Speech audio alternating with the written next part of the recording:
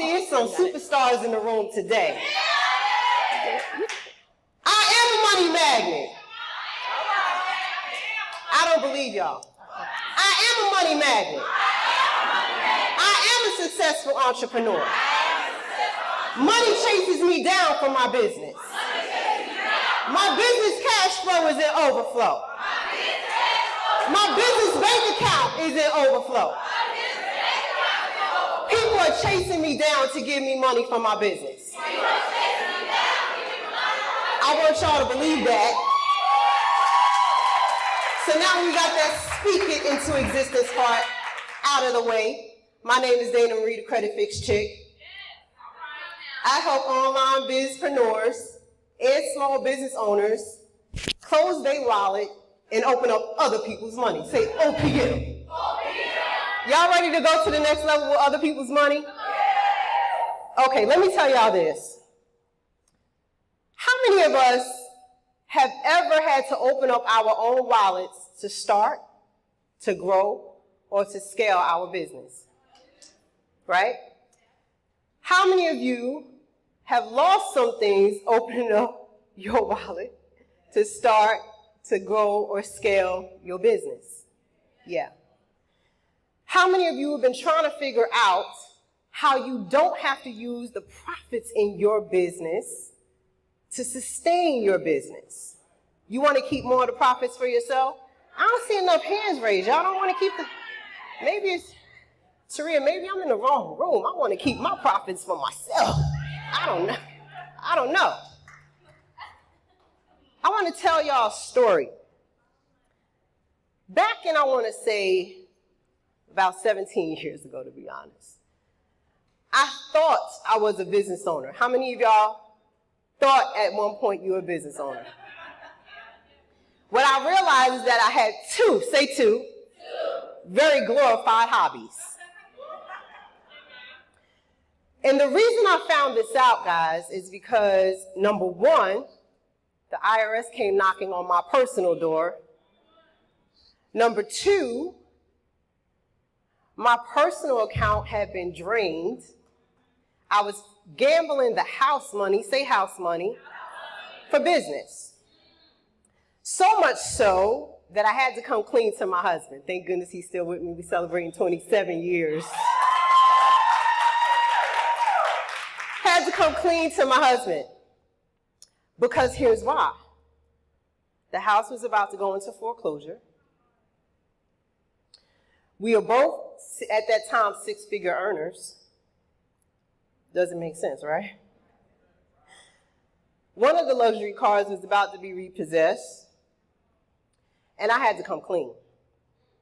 We were bleeding money because I thought, as soon as the profits, say profits, I'm going to put the money back. That is the recipe for broke entrepreneurship. Okay? So thank goodness there's a thing called bankruptcy. Say, start over. See, we used to leverage that term to believe it was bad. But you can reset. Say reset. So I had to hit the reset button, guys. I was 8 months pregnant with my daughter. I found myself standing online in a 90-degree day in Newark, New Jersey. Hey, Jersey! To file bankruptcy so I could retain my house by paying the trustee the money that I wasn't paying them before.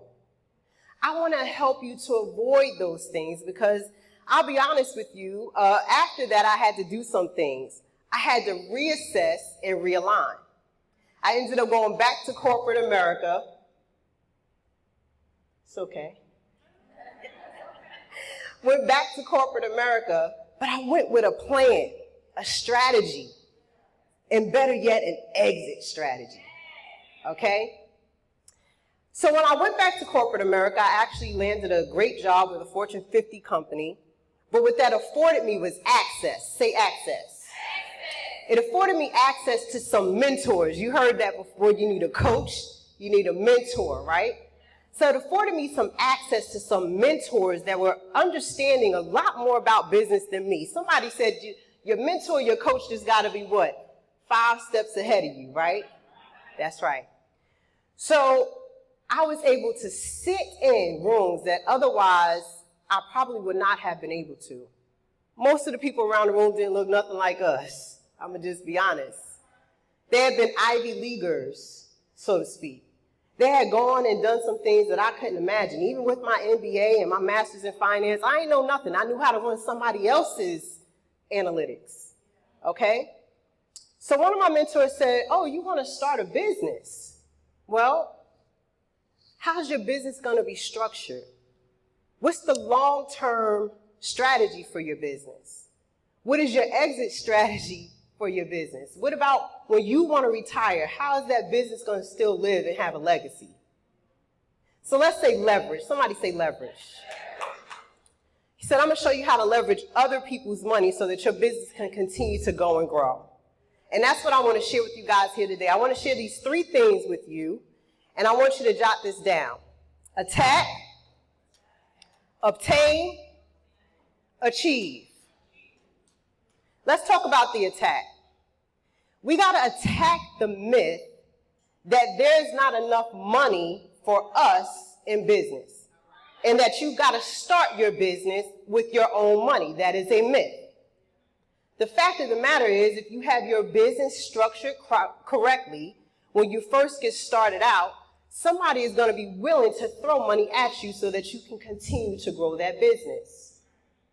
We have to attack the myth that our personal assets and business assets are one and the same. They are not. As a matter of fact, as a business owner, in many cases, you don't want nobody to know who you are personally. It's okay to build your brand in front of people, but you don't want them to know who the brains are behind the operation, okay? The other thing is your personal credit has nothing to do with your business credit. Somebody say amen. Your personal credit score, like mine, could look horrible on paper. I mean, so much so to the point where you like, I don't need just a fix. I need a whole resuscitation. But your business credit is something totally separate, something totally to the opposite end of that spectrum. So you want to attack those myths that you need to use your money, your personal assets, your personal credit, your personal funds, your personal bank accounts, and use some other people's money. Now let me show you how you're going to obtain some things. You need some tools and some resources, yes? The first tool you're going to need is, if you have an LLC, how many of us in the room have an LLC or a business already? All right, give it up for the entrepreneurs in the room. The first thing I want you to understand is that getting an LLC is simple, right? IRS.gov is one of the tools. You go right on there, and what do? You file for your tax ID, you get an EIN. But let me back up for just a moment. How many of us realize that we're on the biggest transfer of wealth happening right now? There may have been a pandemic, but the pandemic was only for people that, panicked. That don't look like nobody in this room. Y'all didn't panic. Y'all said, next is coming. My mom used to say this, and jot this down: we're at a comma and not a period. She said it's a comma, not a period. I want to show y'all how to have more commas. So when you go to the IRS.gov and you file for your tax ID or your EIN, here's one of the things that I want to provide to you. Do not use your personal address. Hello, somebody. Make sure you have a virtual address if you're a virtual business owner. There's so many ways you can do that now, okay? Not a P.O. box, not one of those, what do they call it, boxes where it's at a store, okay? The next tool that you want to have is a business bank account. How many of us have a business bank account? It don't have nothing to do with your money. The business name is on it. You paying yourself out of that business bank account. Yes, yes? Okay, good. Now, once you have that business bank account, I want you to start building some business relationships with the banker. When you start looking at banks, don't go to the big ones. Go to the little guys. Go to your local bank. When you walk in the door, they say, hey, so nice to see you today. How much money you need? Not only are they looking to have your money because they're doing what? They're going to lend your money. They're looking to lend you money because they see your business is thriving, okay? So you want to build a relationship with your banker. Have more than one bank. Never put all of your eggs in one basket. And then after you do that, you want to get something that's called your DUNS number, D-U-N-S. Get your DUNS number. Why are you saying this, Dana? Because once you have that DUNS number, baby, you've just unleashed the beast. Say, unleash the beast. What you've done now is you've allowed the universe to say, we're going to get you some business funding and business credit because we believe you are a business, and now we're going to start reporting it to your business score. How many of you know you have a business score? You want that business score to look so polished, so beautiful, that no matter how many times you mess it up, they say, it's okay, we forgive you, because let me be honest with you, they forgive you on the business side way faster than they ever do on the personal side. Y'all know that, right? So they're going to give you that forgiveness, and they're going to give you more access to money. You want to write a book? Use their money. You want to buy a building? Use their money. You want to start a small online business? It's only small because what? It's a few people, but it's a big business. Use their money. Okay? So now you're equipped with your DUNS number. You're in business now. Now it's time for you to achieve something. Say achieve. All right, listen. You can start building business credit in 30 days. Do you know that?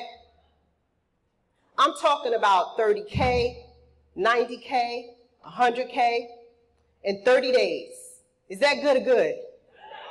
That means you're literally walking around with assets already for your business. You cannot think of these as liabilities. Business don't think of liabilities. They take their profits, they leverage their profits to do what? Continue to make more business. They use other people's money to operate their business. You have to start thinking like the big business. If you play small, you'll stay small. So now you're able to achieve some money into your business. Is it an overnight process? It can be for some of us. But business funding and business credit is a consistent and continuous thing. It is built tier by tier by tier. You literally can take your business credit from having 30K all the way up to now, what? I own properties in my business name. Some of y'all want to do some other things like put some vehicles on Toro. So now you have recurring assets, like you have recurring bills, right? Residual, right? Where now it's just coming to you without you having to really put your hands on it. That's exactly what you're going to be able to do. So guys, listen. You're going to be able to do what? Attack those myths, because many of us have been taught the wrong thing. You got to unlearn it. Obtain the resources. We're going to have that for you. Achieve the success that you want to have in your business, because even though you're a small business, you're a big thinker, okay? If you want to know more about how you're going to be able to do this, did you guys find some value in what I shared with you today? Some new nuggets? If you want to learn more about how you can take your, it don't matter. I hope you say you got a multi-million-dollar business. It doesn't matter where you are today. You want to join us. We're going to have a free workshop. And if you're on the video, if you're looking live, you can even watch the replay, right? But we're going to have a workshop. Get 30K in 30 days.